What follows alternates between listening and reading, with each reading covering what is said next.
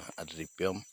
Hari ini kita akan membahas sedikit tradisi masyarakat adat Dayak Lamau berkenaan dengan proses hidup sebagai petani, di mana dalam pertanian mengenal dua tempat lahan yang digunakan, yaitu lahan sawah, ya ini lahan yang berair, kemudian lahan ladang atau yang disebut huma. Kalau kita merunut dari cerita dan tradisi lama, maka kalau kita berladang sawah atau payak ini, itu tidak ada yang terlalu rumit. Paling setelah kita tebas, kita bakar, ada yang diambur dan ada yang ditandur. Namun ketika kita melaksanakan berladang huma atau biasanya di bukit-bukit atau di natai seperti ini, walaupun kecil, itu ada tradisi ketika kita menanam, yaitu namanya togah tanah. Togah tanah itu adalah tradisi kita meminta kepada Juata, kepada Tuhan, agar proses pengerjaannya itu ringan, lancar, mudah, dan tanpa ada halangan.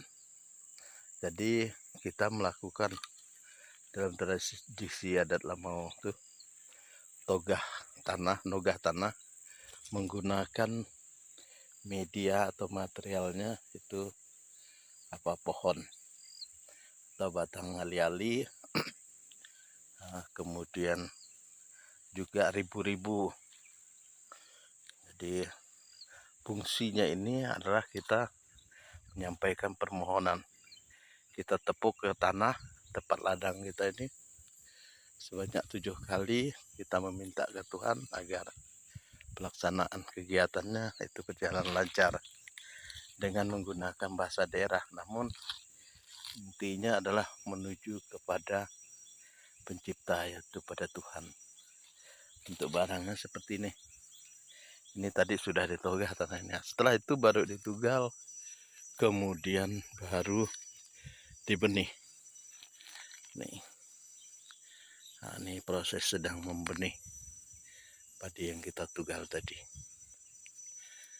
Jadi demikian proses yang terjadi dalam kehidupan masyarakat, ya khususnya para petani.